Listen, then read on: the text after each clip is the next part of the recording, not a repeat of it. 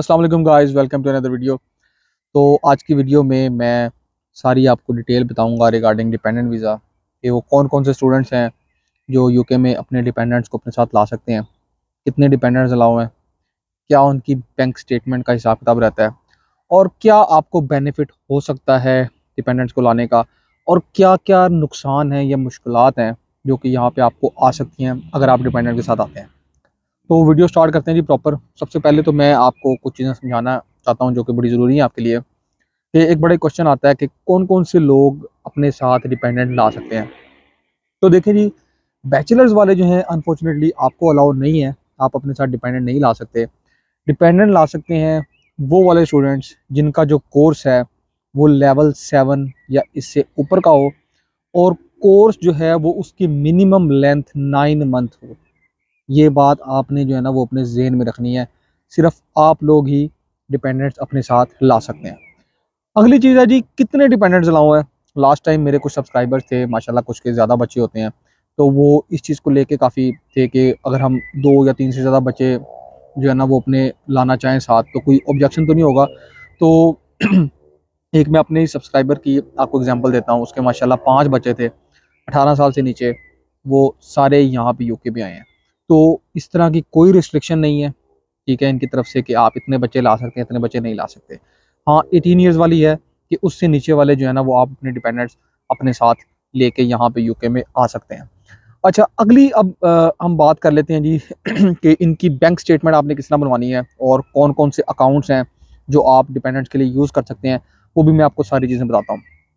देखें, जो डिपेंडेंट के लिए बैंक स्टेटमेंट रिक्वायर होती है, इनके लिए सिर्फ रिक्वायर होती है मिनिमम 9 मंथ्स की। ठीक है, कि आपको 9 मंथ्स का लिविंग एक्सपेंस शो करना पड़ता है for each of your dependent. ठीक है, वो कैसे शो करते हैं वो मैं आपको सारा समझाता हूँ। अब इसमें ये होता है सेम इसी तरह ही जिस तरह मैंने आपको एक बैंक स्टेटमेंट समझाई थी जो मेरी एक प्रीवियस वीडियोज़ में पड़ी हुई है, कि मैंने आपको बताया था इनर लंदन के एक्सपेंसेस और होते हैं और आउटर लंदन के एक्सपेंसेस और होते हैं। Same is a case with the dependent. अगर आप इनर लंदन आ रहे हैं तो आपको 845 पाउंड्स पर मंथ के हिसाब से शो करवाना पड़ता है फॉर द 9 मंथ्स। ये तकरीबन अमाउंट बनती है 7600 समथिंग पाउंड्स। ऊपर स्क्रीन पे आ जाएगा, आप वहाँ से देख लें। इसको फिर आप अपनी लोकल करेंसी में कन्वर्ट करें। इतने पैसे आप लोगों के बैंक अकाउंट में 28 डेज वही रूल चलेगा उसके लिए होने चाहिए।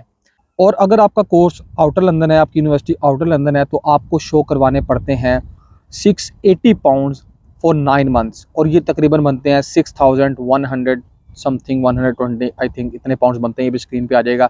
सेम वही है 9 मंथ्स के लिए। ये लिविंग एक्सपेंस होता है और आपको 28 डेज़ के लिए शो करवाने पड़ते हैं। इसको अपनी लोकल करेंसी में कन्वर्ट करें, जितने पैसे हैं वो आप अकाउंट में रखवा लें। अगली मैं आपको चीज़ बताता चलूँ कि किस किस्म का अकाउंट आप डिपेंडेंट के लिए यूज़ कर सकते हैं तो ये भी मैं आपको सारी चीज़ें क्लियर करता हूँ। देखिए, एक इसके अंदर सूरत हाल ये होती है कि मेन एप्लीकेंट अपने ही अकाउंट में अपनी वाइफ के, ठीक है, और अगर उसके साथ बच्चे हैं तो सबके पैसे कंबाइन भी रखवा सकता है।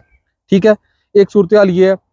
एक सूरत हाल ये है कि आप और आपका हस्बैंड या वाइफ एक जॉइंट अकाउंट खुलवाएं, उसके अंदर अपने पैसे आप कंबाइन रख सकते हैं, ये भी चल जाता है। तीसरी सूरत हाल ये है कि आपका डिपेंडेंट, आपकी वाइफ हस्बैंड, वो अपने अकाउंट में आप सबके पैसे रखवाए। चाहे अगर आप स्टूडेंट हैं आप भी उसके अकाउंट में पैसे रखवा सकते हैं, लेकिन इसके अंदर एक शर्त यह है कि आप दोनों ने visa at the same time apply करना है। ये नहीं है कि स्टूडेंट अपना वीज़ा अप्लाई करे, ठीक है, और उसके डिपेंडेंट्स बाद में अप्लाई करें, तब वो उसके पार्टनर वाली स्टेटमेंट जो है ना वो फिर वैलिड नहीं होगी। ठीक है, तो पार्टनर और अगर उसका जो भी है स्टूडेंट है और उसके जितने बच्चे हैं, अगर आप पार्टनर वाली स्टेटमेंट यूज़ कर रहे हैं तो आप सबने इकट्ठे वीज़ा जो है ना वो अप्लाई करना है। और अगली सूरत हाल ये है कि स्टूडेंट अपनी स्टेटमेंट अपने एक अलग अकाउंट में रखवा ले, और डिपेंडेंट जो वाइफ है उसकी या उसका हस्बैंड है वो और उसके बच्चे, उनके पैसे एक अलग अकाउंट में पड़े हो, तो आपकी 2 स्टेटमेंट्स भी बन सकती हैं। तो ये डिफरेंट तरीके हैं जिससे आप अपनी जो बैंक अकाउंट है, स्टेटमेंट है, उसको मैनेज कर सकते हैं। अगली मैं बात करता हूँ जी इनके डॉक्यूमेंट्स के हवाले से, कि डिपेंडेंट्स के लिए आपको कौन कौन से डॉक्यूमेंट्स चाहिए। तो भाई, जो डिपेंडेंट वीज़ा है ये तो बड़ा ही सिंपल है यार। इसके लिए कोई इतनी यूके में लंबी चौड़ी डॉक्यूमेंट्स की लिस्ट नहीं है।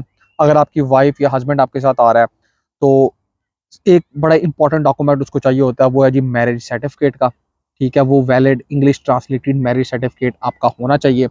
बाकी कुछ लोग कहते हैं कि जी पासपोर्ट नेम वाला बनवाना चाहिए, आईडी कार्ड नेम वाला बनवाना चाहिए।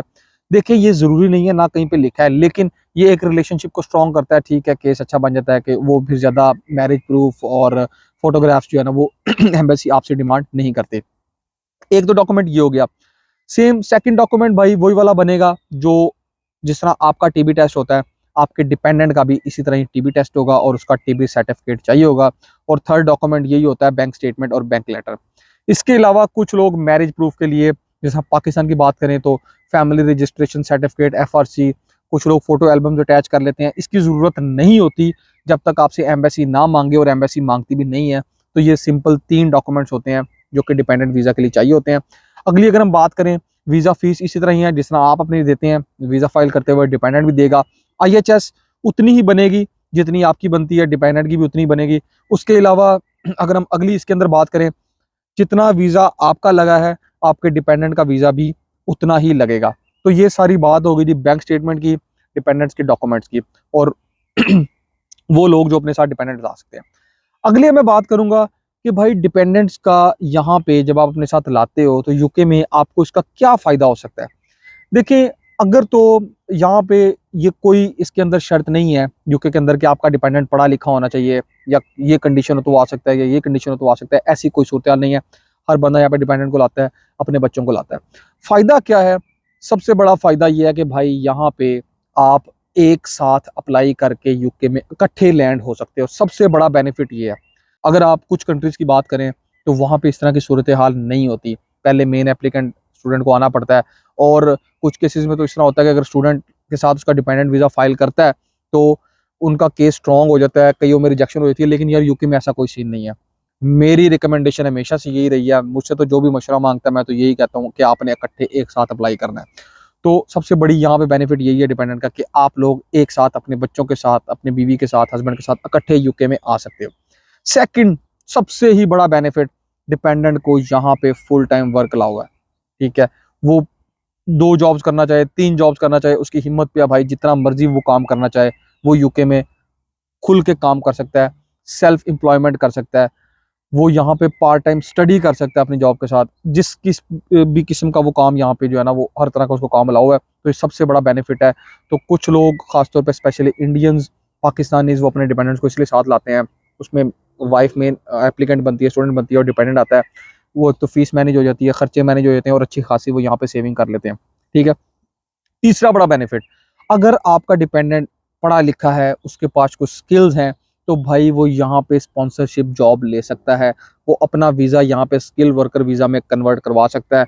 और अगर उसको स्पॉन्सरशिप जॉब मिल गई, 5 साल 3 साल का वीज़ा मिल गया, सेम इसी तरह ही आप उसके डिपेंडेंट बन के यहाँ पे अप्लाई कर सकते हैं, और आप अपनी स्टडीज़ को पार्ट टाइम में कन्वर्ट कर सकते हैं। ये सबसे बड़ा यहाँ पे बेनिफिट है। तो 2 लोग आ रहे हैं तो ऑब्वियसली यहाँ पे उतने ज़्यादा जो है ना वो आपको अपॉर्चुनिटीज़ ज़्यादा मिलेंगे। ठीक है।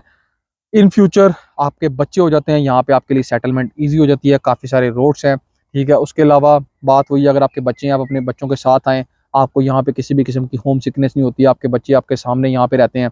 और सबसे बड़ा बेनिफिट यूके में ये है कि अगर आपके बच्चे की 3 साल से एज ज़्यादा है तो यहाँ पे उसके लिए एजुकेशन भी फ्री है। तो आपको पता है, जब जितनी देर वो आपके साथ रहेगा, यहाँ पे इस इन्वायरमेंट में, इस कल्चर में रहेगा, और यहाँ पे क्वालिटी एजुकेशन, क्वालिटी लाइफ वो भी आप लोगों के साथ गुजार सकता है। तो ये 3-4 भाई बहुत बड़े बेनिफिट्स हैं यूके में अपने डिपेंडेंट को साथ लाने के। अब मैं कुछ ड्रॉबैक्स की बात कर लेता हूँ यार। ऑब्वियसली यहाँ पे कुछ फ़ायदे होते हैं, वहाँ पे कुछ चीज़ों जो है ना वो चीज़ें आपको एहतियात से करनी पड़ती हैं। तो क्या क्या नुकसान होता है अगर आप डिपेंडेंट्स के साथ आते हो? तो यार सबसे बड़ी बात यहाँ पे जो हमने देखी है वो है कि इम्प्रॉपर प्लानिंग। ठीक है, अगर आप प्रॉपर चीज़ों को मैनेज करके नहीं आते, प्लान करके नहीं आते, तो वही डिपेंडेंट्स को लाना आपके लिए नुकसान हो जाता है। उसके अंदर सबसे बड़ी चीज़ आती है भाई, अगर आपके पास यहाँ पे अकोमोडेशन का बंदोबस्त नहीं है तो खुदारा एक साथ मत आएँ, क्योंकि यहाँ पे फैमिली अकोमोडेशन ढूंढना आते ही बहुत ज़्यादा मुश्किल काम है। ठीक है, आपको यहाँ पे फैमिली के साथ अकोमोडेशन जो है ना उसकी काफ़ी सारी रिक्वायरमेंट्स होती हैं, कोई भी इतनी ईजी आपको नहीं देगा। खासतौर पे कपल्स को फिर मिल जाती हैं जब वो देखते हैं आपके साथ बच्चे हैं, उसके लिए रिक्वायरमेंट्स चेंज हो जाती हैं यूके में। उसके लिए रूल्स और तरह के हैं, रेफरेंसिंग मांगते हैं, बड़ा घर चाहिए, ईच एंड एवरीथिंग, क्योंकि फैमिली वाली यहाँ पे अकोमोडेशन उनकी रिक्वायरमेंट्स और हैं, सिंगल बंदे की और है, कपल की और है। तो ये जब जो लोग यहाँ पे रह रहे हैं उनको पता होगा कि फैमिली के साथ अकोमोडेशन यहाँ पे ढूंढना कितना मुश्किल है। ठीक है, तो इस किस्म की जो सूरत हाल है उसको आपने पहले ही देख के आना है। सेकंड ये है कि भाई आप कभी ये ना सोच के कि ठीक है मैं अपनी फैमिली के साथ एक दफ़ा यूके चला जाऊंगा, यहाँ पे आके सब चीज़ें आसान हो जाएंगी। नहीं, आप अपने साथ इतने पैसे यहाँ पे रख के लाएं, आपको पता होना चाहिए कि मेरे साथ इतने फैमिली मेंबर्स आ रहे हैं या मेरे साथ मेरी वाइफ हस्बैंड है, तो मैंने आगे, हम दोनों ने आगे कैसे चलना है। यहाँ पे ये नहीं है कि आप आए हैं तो आपको अगले दिन ही जॉब मिल जाए। मिलती भी है लोगों को, पहले पहले वीक भी मिलती है, लेकिन आपको हर तरह की सिचुएशन जो है वो उससे यहाँ पे निपट के आना पड़ता है। तो बस यही 2-3 है भाई यहाँ पे डिपेंडेंट्स को लाने के ड्रॉबैक्स, और इसके अलावा कोई भी नहीं है। ठीक है, एक तो प्रॉपर प्लानिंग के साथ आए, आपको पता होना चाहिए कि आप किधर जा रहे हैं। ठीक है, वहाँ से अपना होमवर्क करके आए अपने होम कंट्री से कि हमें किस तरह की जॉब मिल सकती है, किस तरह की जगह पे जाके हमने रहना है, हमने किस तरह चीज़ों को मैनेज करना है और कितने पैसे अपने साथ लेके आने हैं।